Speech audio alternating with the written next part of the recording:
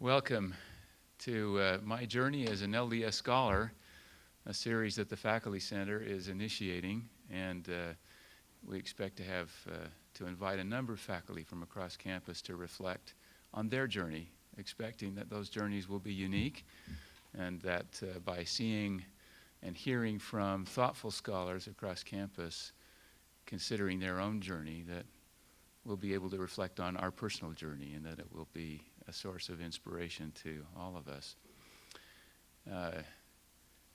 To inaugurate this series, we've invited Jim Efaulkner to address us, and my intention is to introduce Jim briefly, and then to invite Terry Olson to offer a word of prayer. We'll have Jim then address us and entertain questions as seemeth him good when he's done. And then we have light refreshments out in the hall afterwards for those of you who'd like to continue to chat and enjoy some, I think they're BYU brownies. So you can make the determination based on even more information. James E. Faulconer is a professor of philosophy at Brigham Young University. He's been Dean of General Education and Honors, Chair of the Philosophy Department at BYU, and he currently is the Richard L. Evans Professor of Religious Understanding and the Associate Director of the Wheatley Institution. Jim received his bachelor's in English from BYU, his master's and PhD degrees in philosophy from Pennsylvania State University. He's edited the Transcendence in Religion and Philosophy and Appropriating Heidegger books. He was also the founding editor of, do you say it, Epoché? Epoché. Epoché. So much for my effort at French. I thought that was French. It's Greek. It's Greek. That's why I didn't get it. Epoché, a journal for the history of philosophy. Other publications include Faith, Philosophy, Scripture. Another one, Romans 1 through 8, The Life of Holiness, Notes and Reflections, which is coming out in the next month or so. And 2 volumes of Scripture studies questions, one on the Book of Mormon and one on the Doctrine and Covenants, coming out sometime this year. Jim is a member of the Church of Jesus Christ of Latter-day Saints. He wants us to put that first. He's also a member of the Democratic Party and has served multiple times as district chairperson. We thought of Jim as somebody to start out this series because so many of you would have been influenced by his thoughtfulness. He is regularly one who sponsors a book group and invites faculty from across campus to react and interact in thoughtful ways on a variety of topics. He's always someone with a thoughtful perspective, very open to and interested in others' perspectives, and yet honest in his responses when he doesn't agree with you, but always faithful, always thoughtful. And so we're so delighted to have Jim come and join us. We'll now invite Terry Olson to offer a word of prayer to begin, and then invite Jim to address us.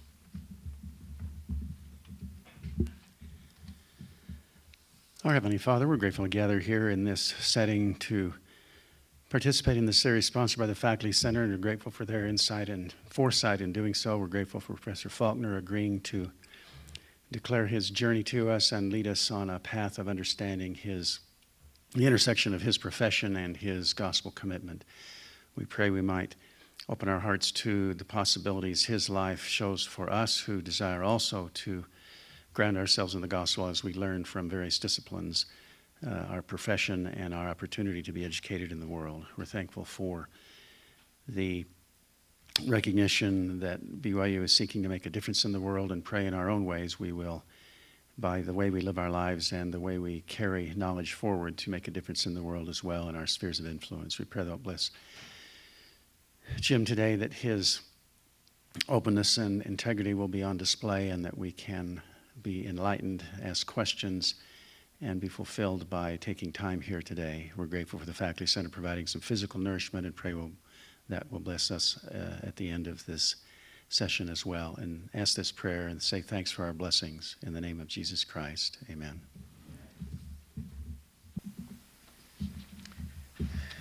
Thank you very much for that really kind introduction. And for the prayer. I'm really touched to be here. You may know that at least in the Midwest, touched has more than one sense. It can mean, slightly insane. And I think I'm touched in that way as well. But it really is quite an honor for me to have been invited to do this, and I hope that I can say something that's valuable to you. The title that Jane and I agreed on is My Journey as an LDS Scholar. I'm not sure whether Jane suggested it and I said okay, or I suggested it and she said okay, but it was a kind of one-off title. But it puts me in an odd position, because the only thing in that title that I'm really sure about is that I'm LDS. I'm not sure that what I've done would be called a journey. It's more like a wandering than that. I have to confess to always being afraid that people might find out that I'm not really a scholar. I've dabbled in a lot of things. I've had a great time getting paid to read books that mean a lot to me, and then to talk with other people about those books. But when I compare myself to people who do careful, difficult, scholarly work in history, literature, languages, linguistics, and so on, I'm hesitant to call myself a scholar. So let me suggest an alternate title, the one that I'll be working with, whatever we do with the real title. And I'm going to call this My Wanderings as an LDS Professional Dabbler. That will better describe who I am and what I'm doing. With that revision in mind, I want to talk about three things: my wandering, my dabbling, and my faith.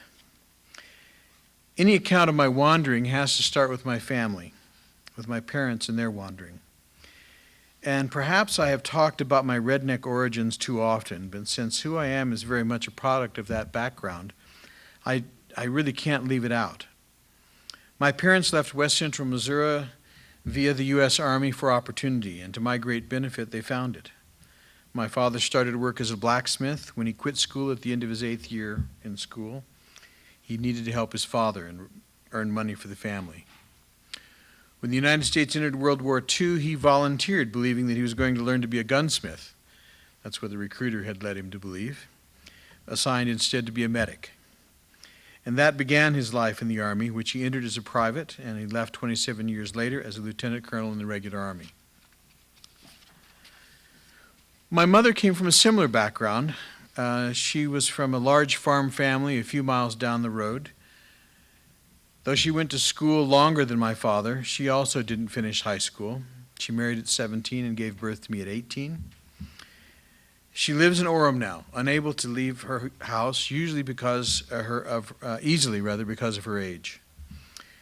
But I remember her as younger and prettier than anyone else's mother at school, and as always adventuresome. As our family moved from place to place around the world following my father, she was always happy to live off of the local economy as much as we could, to get to know local culture and food, to see the sights of where we lived, to try to pick up at least some of the language. To be in my mother's family was to come to love whatever place we lived in. My spouse, Janice, would tell you that I've inherited wanderlust from my parents.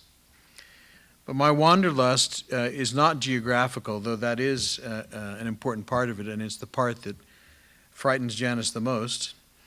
My wanderlust is also professional. I like to move from one thing to another, from one thinker to another, from one book to another, from one idea to another, from one area of philosophy to another. I'm seldom happy to stay in one place for very long. I'm lucky that I'm a university professor, because that's given me the freedom to move around a bit from idea to idea and from project to project. Though my father didn't go to high school, he did take some courses at the university or at the college in Warrensburg, Missouri, after the war. He also took a number of courses that were offered by the University of Maryland through the Army. But other than that, no one in my family, immediate or otherwise, graduated from high school, much less went to college. That meant in my family that I was going to go to college. Me not going to college was absolutely unimaginable. And so, because it was unimaginable to my parents, it was equally unimaginable to me. What to study when I got there, though, was another question. We didn't know anything about college. We didn't know what you did. We didn't know how to manage it. I just went and figured that it would work itself out. And it did, more or less, somehow. As a high school student, I thought I wanted to be a medical doctor. They had prestige, they made money, Who wouldn't want to be a medical doctor? But after I graduated, on a long prop jet plane ride back to the United States from Korea, where we had been living, my father gave me a letter.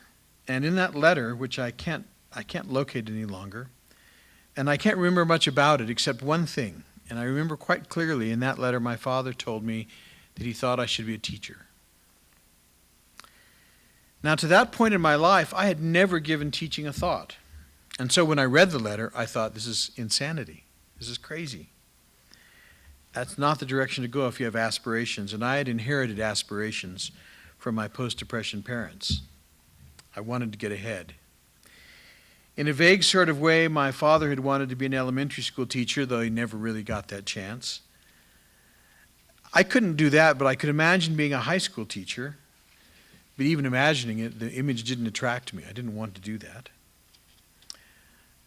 So at the time that I read the letter, I chalked my father's advice up to him wanting for me what he had hoped for himself. He enjoyed the teaching he'd done in the Army and in both Protestant and Mormon Sunday schools. And I was a student in his 5th grade Protestant Sunday school class, and I think he would have done well as an elementary school teacher. So perhaps there was some substance to my guess about his reasons for giving me that advice. But I also have to recognize that there may have been more that my father knew about me than I knew about myself. When I went back to Korea as a missionary, like almost all missionaries, I found it very difficult. Finding people who wanted to learn about the church was not easy. Doing missionary work in and of itself didn't fit with my personality very well. But what I discovered was once we did find someone, I really enjoyed teaching. I loved it. And that enjoyment continued after my mission. One of my first classes after returning to BYU was a history of philosophy class from David H. Yarn. I have to confess that I didn't do very well, something that Brother Yarn remembered all too well when I returned as a professor. We were standing outside the mailboxes in the old JSB one day. I had just gotten to BYU, and I had a mailbox. That was really impressive to me. And it had a little dialing lock on it. I mean, I was in heaven. I was a real professor now. And I was getting my mail out, and Brother Yarn came up and introduced himself and said, "You're Brother Faulconer, right?" And I said, "Yes." And he said, "Didn't you take Philosophy 201 from me?" And I said, "I did." And he said, "And didn't you get a B+?" And I could have just crawled underneath the tile on the floor. Because, yes, I got a B+, and it was probably his grace that gave that to me. So the class was not that good for me, and I was not that good for the class. But I had a brief, very important experience in his class, one that changed my life. It was an experience that had almost nothing to do with the content of the course, but it had everything to do with character. I took the midterm examination, knowing that I had not studied well enough, and so I knew ahead of time I was not going to do well in this examination. When I finished, I was feeling guilty. I was trying to hide my shame. I took my examination, walked to the front of the room where Brother Yarn was standing, and he, if you know him, he had this very gentle, hunched look about him, just a wonderful person. And so, trying very hard not to look him in the eye, I handed my examination to him. And as he took it in both hands, he said, "Thank you." And Brother Yarn said thank you so sincerely that he shocked me. He was thanking me for taking his examination, and he really was thanking me, not just being polite.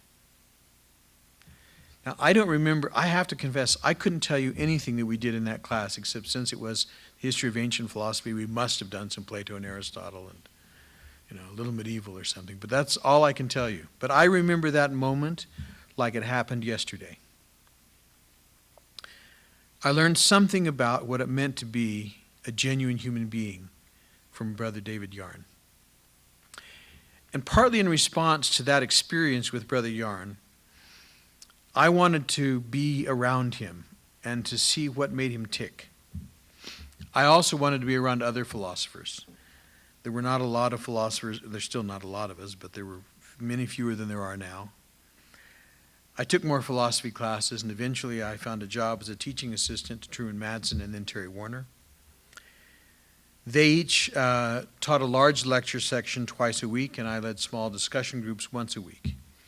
And I loved teaching those discussion groups. I looked forward to Fridays so much.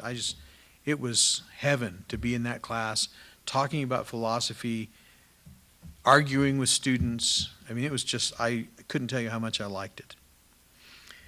In the middle of the year, early middle part of the year, Terry Warner came to me and said, you should go to graduate school in philosophy. And I said, two things. First of all, I'm getting a degree in English. I really haven't had many philosophy classes. And secondly, given what I had done for the 3 semesters before I went on my mission, I had very low grades. When I left on a mission, I had about a 2.4 GPA and an invitation from the honors program to no longer be an honors student, which I relished when I became Dean of General Education and Honors, I have to say. Revenge. But I had just, that had really hurt me. And even though I had very good grades after my mission, that 3 semesters was killing me. Terry said, I think we can do something about that, and he wrote personal letters to friends of his. And it happened. I was admitted to graduate school, and I got a fellowship, and I was able to go. I was able to do what I didn't know I wanted to do at the time. But Terry, like my father, could see things that I couldn't yet see. And so I went to graduate school and studied philosophy. And now here I am, a professor of philosophy at BYU, not yet ready to retire, but able to see it coming. I've been here 36 years as of last June, and it's almost impossible for me to believe that I've been here that long. It doesn't feel that long. I don't feel old enough to have been here 36 years. I barely feel 36 years old. But those 36 years have been a matter of wandering as much as my life before I went to university was a matter of wandering. I came as a part-time faculty member, hired to teach the introductory writing class that the philosophy department was just starting to offer. Each semester I was allowed to teach one other course as well, and I could choose what I wanted to teach. And it was a great deal of fun as well. I did that for 7 years, and 7 years after my arrival, thanks to the good graces and intervention of Cody Carter, President Dallin Oaks arranged for me to have a full-time contract. I don't know how that happened, but I'm extremely grateful to everyone involved. Since then, I've bounced from teaching to administration of some kind or another, to teaching, to more administration, and now to some teaching, some administration, and work in the Evans Chair, where I try to promote the understanding of Latter-day Saints and Mormonism, as well as dialogue between ourselves and people of other religions. I love what I do. I have to say that. It's one of the reasons that I say I see retirement coming is I see it with some dread, because I don't have a clue what I would do if I didn't do this. But I'm not even sure if someone said, what do you do? This is the hardest part of my life, is when someone says, what do you do? Because I don't know what the answer is. I could say I do philosophy and I play around with religions and I have a great time, but it's difficult to describe exactly what I do, except as dabbling. When I came to the university from graduate school, I'd spent most of my time there studying Hegel. In fact, I spent most of my time studying one book, The Phenomenology of Spirit, and most of that time studying one chapter, Chapter 4, Self-Consciousness.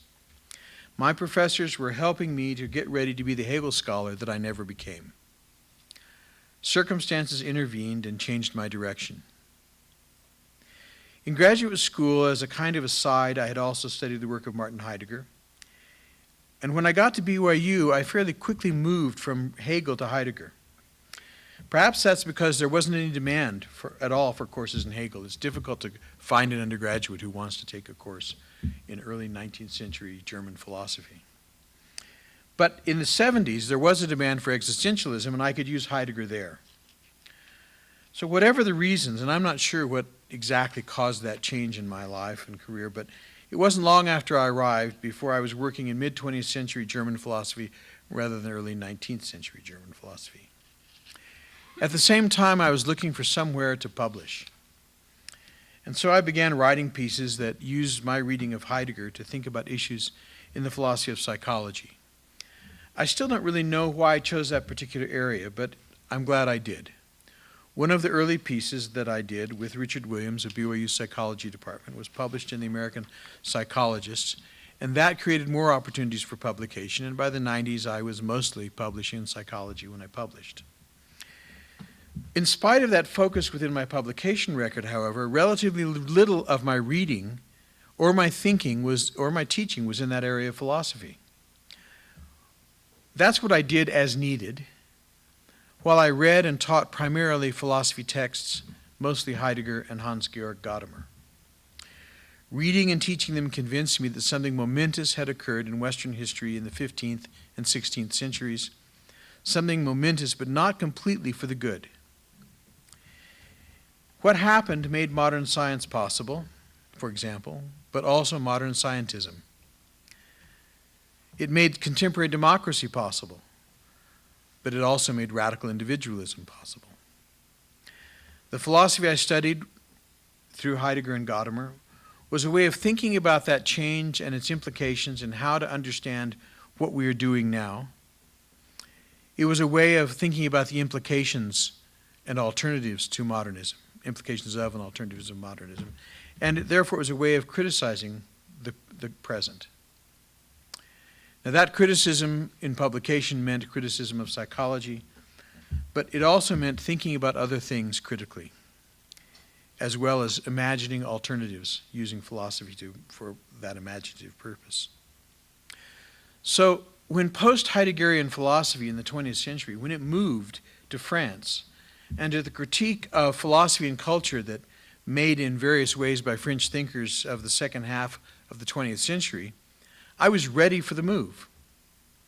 I began to read people like Claude Lévi-Strauss, Michel Foucault, Jacques Derrida, and others, and I discovered one person who had been central to much of the ferment of French philosophy, though relatively unknown in the United States until perhaps the 80s.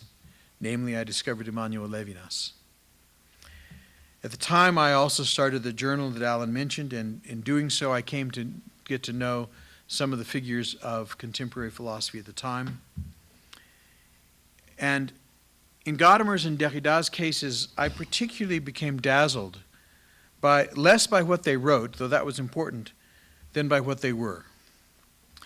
Academic rumors aside, and I think most academic rumors are like other rumors, they're not generally true. Both of those people were witty, self-effacing, smart, kind, generous. They treated me as an equal in a world where it was absolutely unnecessary to do so. They were helpful in starting this journal that I was working on. They gave time. They gave advice. It's hard for me to describe just how helpful and kind they were. So though their effect on me was not as strong as had been Brother Yarn's, it was similar. I was attracted to their thought by their character. And I was willing, in any case where somebody criticized them or I thought they were wrong, I was willing to give them the benefit of the doubt on the basis of their character. And to say, well, let me see if I can rethink this or figure out a way to make this better than I think it seems to be. Encouraged by French and Belgian colleagues and by the feeling that I needed to be able to read texts as they were written rather than in translation, when I turned 50, I began to study French. That taught me something. The first thing it taught me is that you can teach an old dog new tricks, like how to read a foreign language. The second thing it taught me is it's very difficult to teach an old dog some new tricks, like how to speak that language. But I could read, and I read a lot. And as I read, I discovered that the questions and ideas that had been lying more or less in the periphery of my writing until then began to move more toward the center. It's always difficult to do philosophy without thinking about the ideas that one studies and what they have to do with one's life, particularly with religious life. It's difficult to do psychology without wondering what it has to do with things like agency and morality. So my teaching and writing had always had, at least in the background, those kinds of questions about the connections between philosophy and faith. I'd always been willing to raise or respond to such questions in my classes, as well as with students over pizza or during office hours.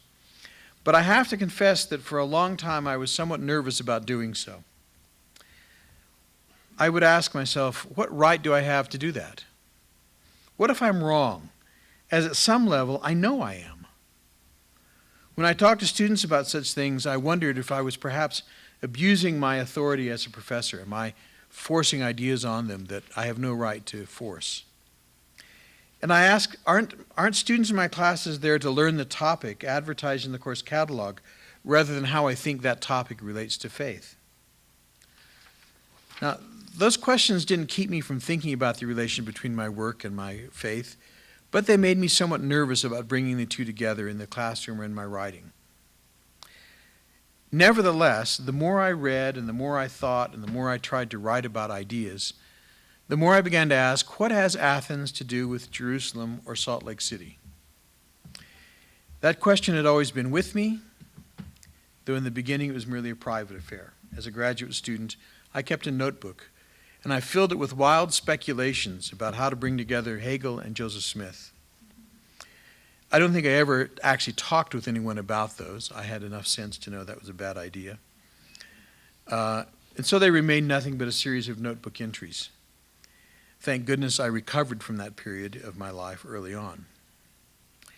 In contrast, when I read Heidegger and Derrida and other thinkers, I began to see ways in which their critique of modernity helped me understand the difference between the message that the gospel has and the messages of modern culture.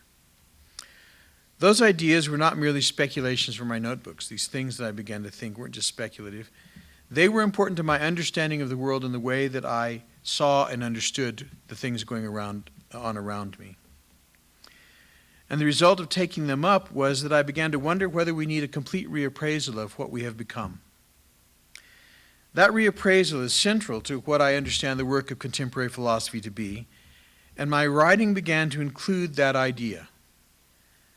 Now, I still wasn't sure, and I'm still not completely sure, how the criticism of modernity and, on the one hand, and the Restoration's implicit criticism of the contemporary world fit together, if they do at all.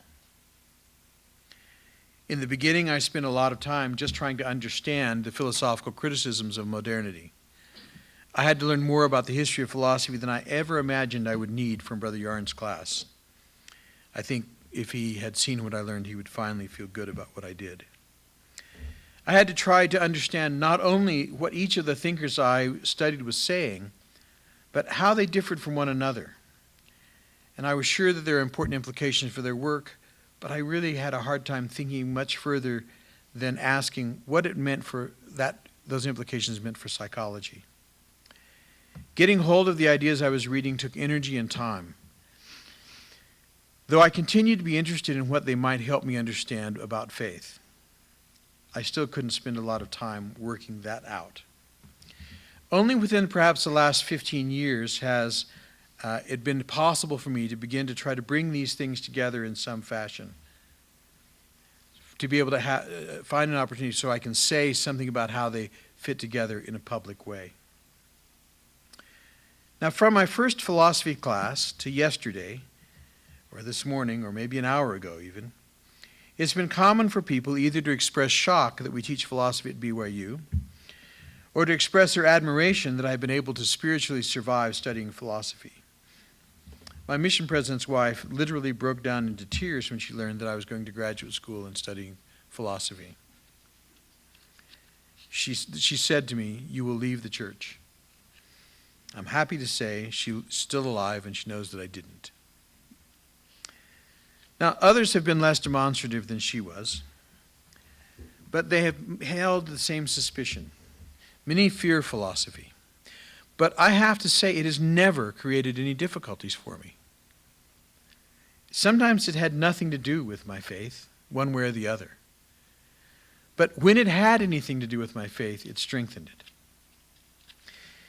Now, I've several times tried to think about why that would be, and I think my guess is it's because when I joined the church as a teenager, I had an experience with the Spirit that was so profound I could not deny it.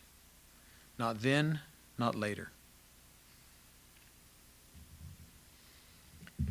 To deny that experience would be to deny my being. I can't say it didn't happen, that I didn't know. And that's been a touchstone for my life. When I have had issues or difficulties, it's something to which I can return for strength and reassurance. But more often, it's been for me something that makes reassurance unnecessary. The question has seldom been for me, is the gospel true? Instead, it's almost always been, what does it mean? Because of that experience through which I was converted, my lack of understanding on this or that doctrine, my surprise at discovering something unexpected in our history, a disappointment at some trusted leader's moral failure, none of these kinds of things has been an occasion for doubt about the gospel itself. Sometimes those experiences reminded me of my mortality and the limits of human intelligence. Sometimes they have served as disappointments in human character and reminders not to trust in the arm of flesh, not even if that arm belongs to a church leader. Sometimes there's something to which I can respond only, I don't know.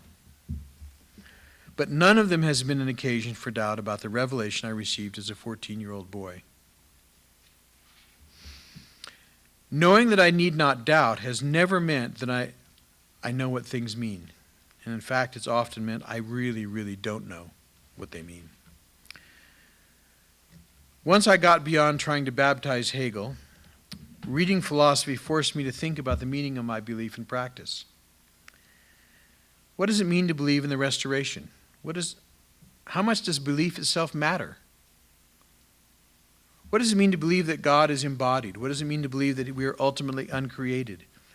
If God is not transcendent in the way that the tradition understands him to be, what is transcendence? If he is not the absolute origin of truth, goodness, and beauty, can we speak of those things at all without reducing them merely to convention? But is it possible perhaps that they are, in some sense, only conventional? That they don't have any existence apart from their relation to the divine community, the family of God? Why is it that though I'm a believer, I often find myself much more sympathetic to positions of thoughtful atheists than to those of other non-Mormon believers? As my career has gone its way, these kinds of questions have moved from things I think or talk about to things I also try to write and teach. Though I've thought about them for years, I've talked about them with some frequency, now they have become mostly what my thinking and writing is about. I have less confidence than I ever had that I know what the answers to those questions are. But I have more confidence that we are in need of rethinking our world as a whole, and that contemporary philosophy at least raises the right questions, the questions we need to ask. And I also have confidence that to some degree it helps us think about alternatives. I also have more confidence than ever that the gospel of Jesus Christ is a genuine alternative to the way of being in the world that is essential to modernity. In spite of ourselves, we are not moderns. I also have more confidence that what the restoration brings to the intellectual table can make a difference, though I have difficulty being confident that we know what that difference is. Latter-day Saints seldom understand how different and unusual our beliefs really are. We know that we are Christians, and knowing that, nevertheless, we know very little about the beliefs of other peoples. So when we look at ourselves, it seems to us like we look like they look. We look like other Christians look. We don't recognize a huge chasm between ourselves and them.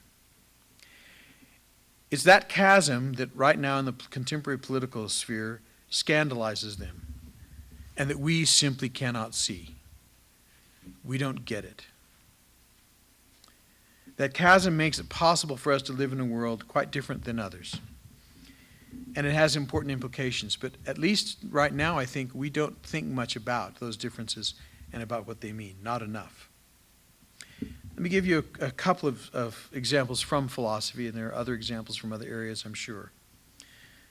But because we are ultimately materialists, though certainly not simple materialists, we find it much easier than many other religious people to take science seriously. Because we're fundamentally communal beings rather than merely individuals. Our relationship to God is an individual one, but also one that comes through family and through priesthood.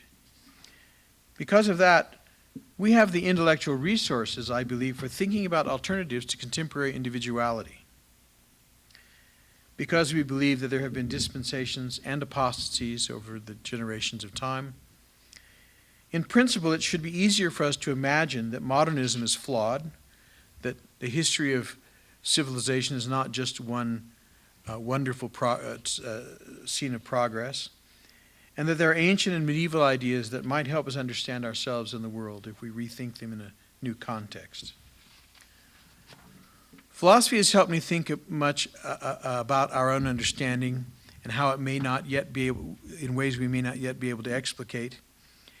It's also helped me think that we ought to think about what philosophy has to say that is different than what others say, and what the gospel has to say that is different than what others say. Now, of course, one danger of thinking about the implications of Mormonism is that we will rush too quickly to our conclusions, sure that we know what the restoration means, and sure that we know how what it means impinges on contemporary questions. It's a danger I often see in student essays.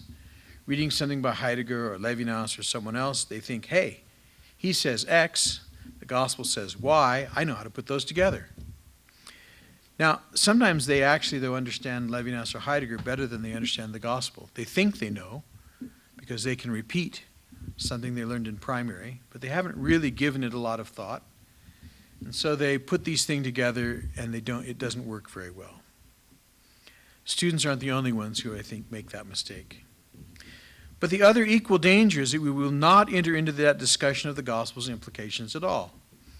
We will cordon off our lives into regions that remain unrelated to each other, placing faith in one region, our daily affairs in another region, our university studies in another, and so on, allowing each to continue with as little effect on the other as possible. To do that is to fail to be converted, or it's to fail to remain converted. For the convert is the one who comes to new life as a whole, not just to a new view of religion or faith and the same old views of everything else. When we are converted, everything should be different. So the task of faithful scholarship is to find some balance between unjustified surety on the one hand and unjustified reticence on the other. Now, I search for that balance. I don't know whether I found it or not. And I think the answer to whether I have is something that only time will tell. My children or grandchildren might be able to look back and say, Grandpa really messed that up. But I continue to work at it. In a wandering way, I've said something now about my wandering, my dabbling, my faith, but I want to conclude with a fourth element, something that they didn't ask me to talk about, and I'm going to anyway. Brother Yarn's thank you was an important moment in my career as a university teacher. I left his classroom that afternoon wondering what had just happened, wondering what it meant for him to be my teacher, and yet to thank me for what I was doing. Now, that question of what it means to be a teacher has stuck with me since then. And it's been impossible for me to know people like Jane Birch, Alan Wilkins, and Buddy Richards, others, without asking about my relationships as a teacher to my students. What's that like? What should it be like? Is it the way it ought to be? How can it be different? For me, the overarching question is this a master-slave relationship? I mean, Hegel still hangs there in the background. And if it is, well, if not, what kind of relationship is it? But if it is, how can I disrupt that mastery and slavery in a way that allows learning to happen? Probably nothing has contributed more to my thinking about philosophy and my faith than my teaching. That's been central to everything else that I do. For it's in the classroom and it's face-to-face with students where this question of their relationship to me and to each other is unavoidable. It usually remains unspoken, but it can't be avoided.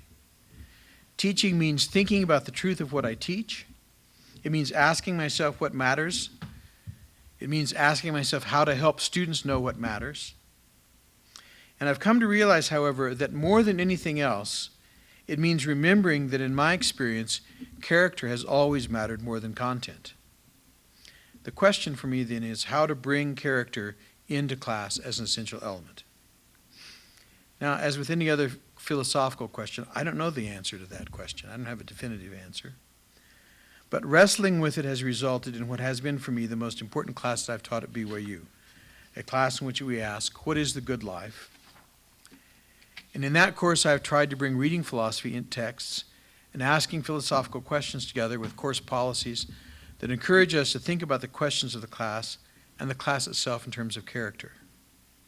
Students grade themselves. I insist that the honor code means honor in university work. It has less to do with dress, which is not to say it doesn't have to do with dress, but less to do with dress than it has to do with how we learn. I try to insist that learning is their responsibility. We do this together. I work very hard to make character central to that course, and part of what we're studying as we study is what do philosophers have to say about character, about the good, the true, the beautiful, and what it means to an individual. It's been perhaps the most satisfying experience of my career to finally figure out what I would like to have been teaching 36 years ago. So as with much wandering, I end up now where I began with David Yarn's thank you. I cannot thank him enough for that thank you. I don't know that I thank my students for their examinations and papers every time. I doubt that when I do, I can do so as sincerely as Brother Yarn did. I do know that his simple gesture continues to define the way that I think about what I must do at BYU. It may not be what has defined my wandering, but it's certainly been a constant influence on that wandering. Thank you very much.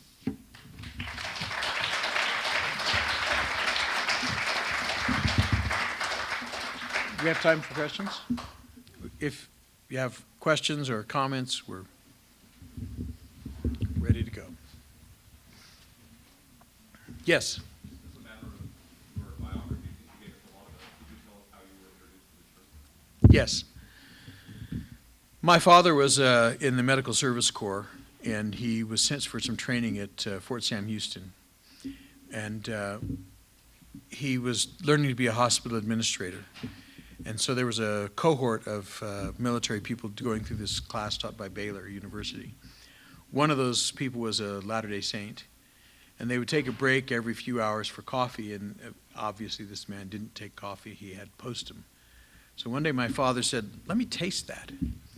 He tasted it and spit it out. He said, this is like drinking floor sweepings. Why would you drink that instead of coffee? And you can imagine what the man said. He said, what do you know about the Mormons? My dad said, we were in Salt Lake City once, but didn't seem that different than what I believe. And he said, well, do you want to know more? My father said, sure. So they invited him to dinner, met the missionaries. My parents studied with the missionaries for a while. I really resisted because I thought I wanted to be a minister in the Disciples of Christ. But my mother sort of forced me to come to a cottage meeting at one point, and I found myself intrigued, sort of intellectually intrigued. And then I went to a sacrament meeting with the missionaries, and still kind of, this is interesting, these are nice guys, but not really a convert.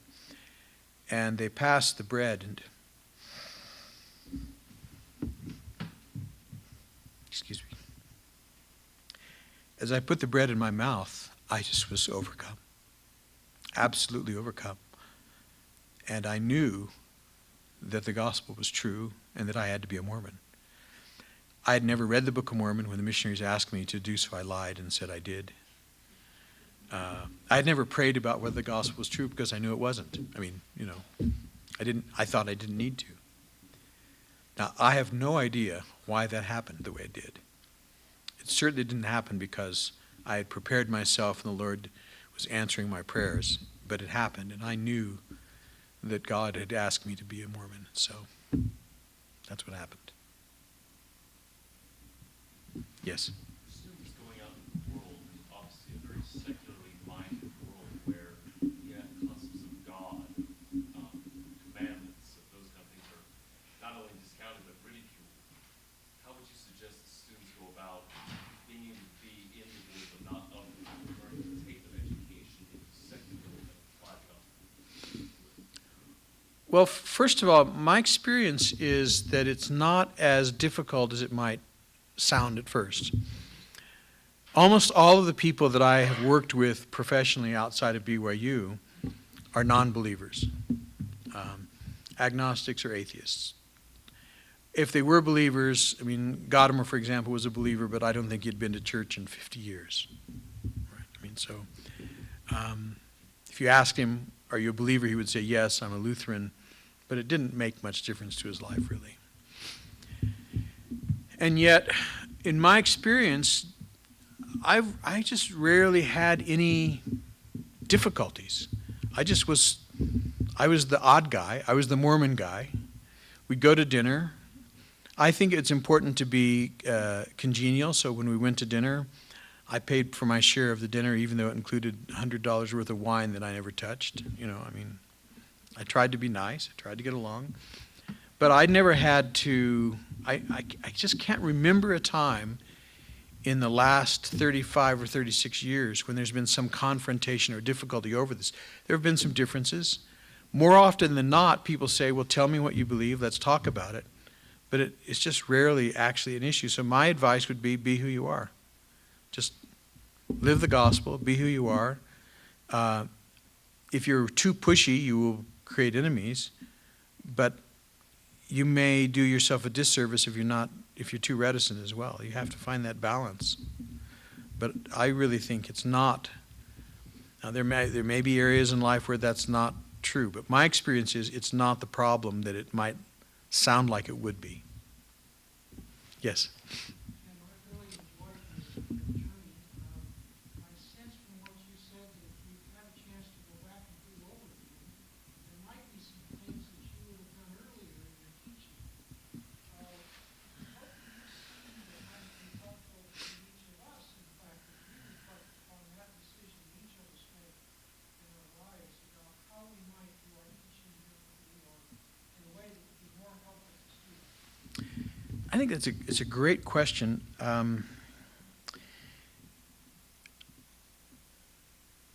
I am a philosopher, so I'm going to be like an economist on the one hand and on the other, right?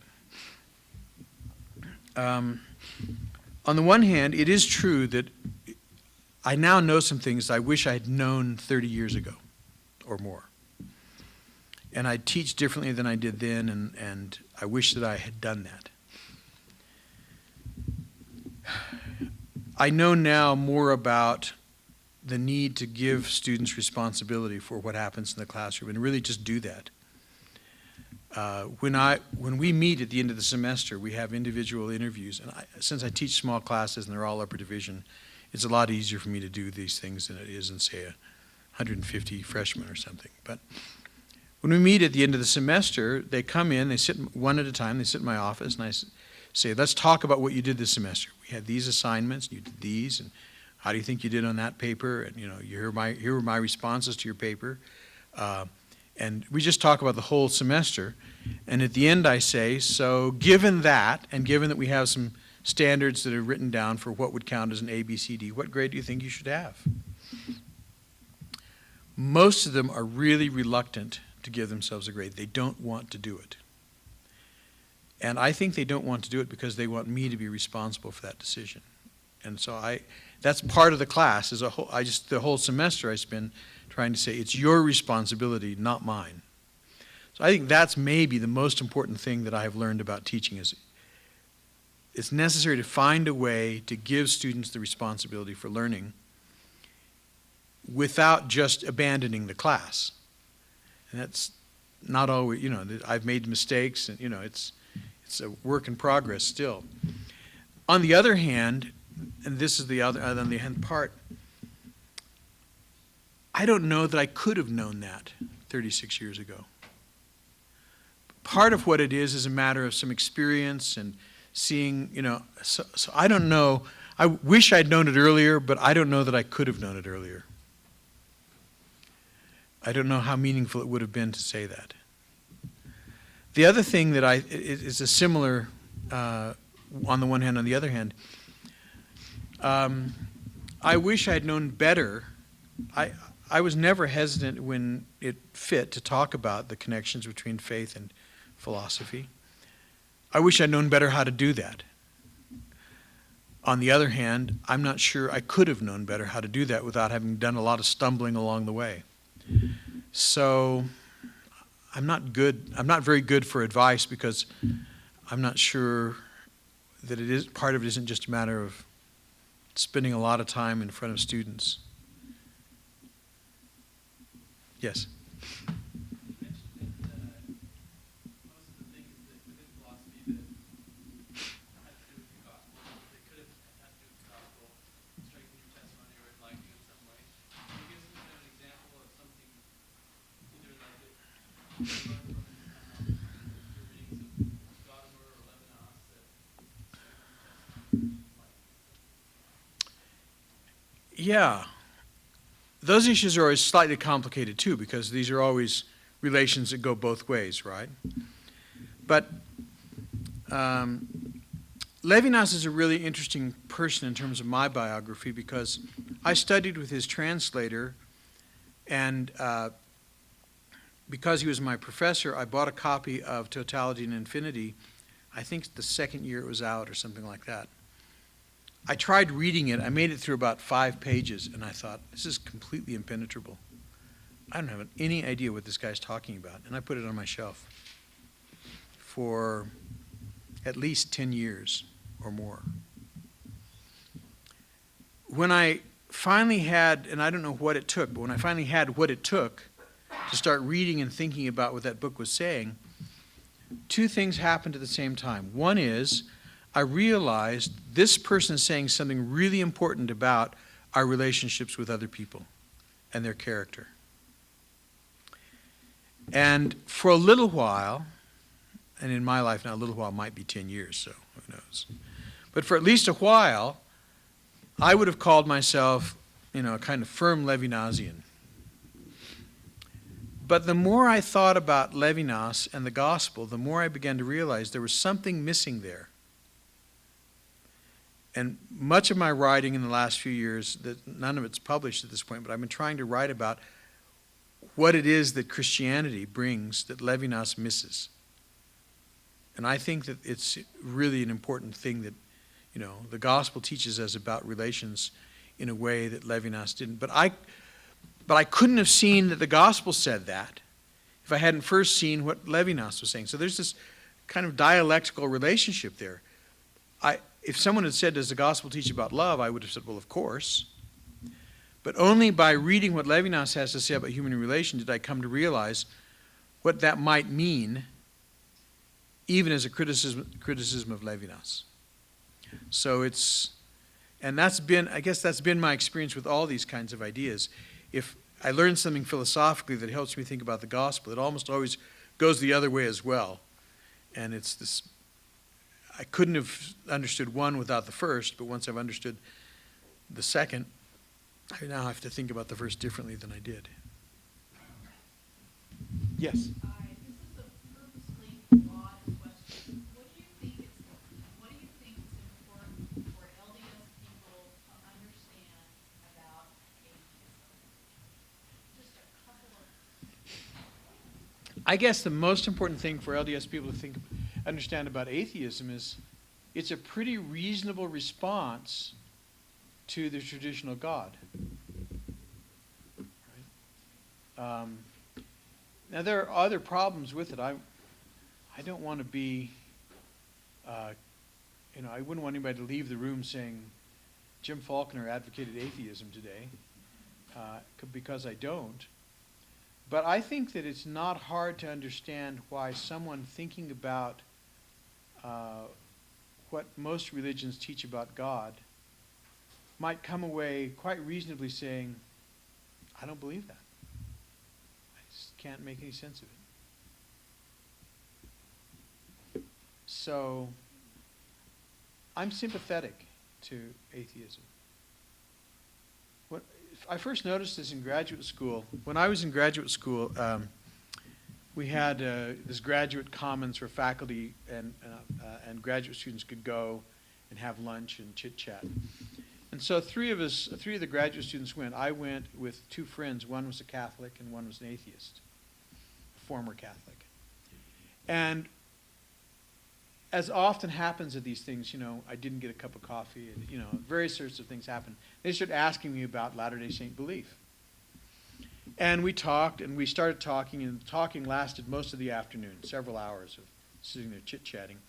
And at the end, the Catholic, beginning with a swear word, said, "You're just an atheist who believes that people live forever." And I had never thought about it that way. But I thought, there's something to that. There's something to that. I mean, that's not sufficiently nuanced for much, but it was for that situation and context, it really helped me see something about my beliefs and why. That's the first time I recognized, even though I was a convert, the first time I recognized what that chasm was really like, how great the difference between me and the other believer was in terms of our beliefs. In terms of our lifestyles, he and I were very much alike, and the atheist was really different. But if you start talking about belief, then there was this convergence between me and the atheist more than there was between me and the Catholic. So I'm sympathetic to anybody who says, I don't believe. Though, I still want to say, let's talk about that, because I think you're wrong.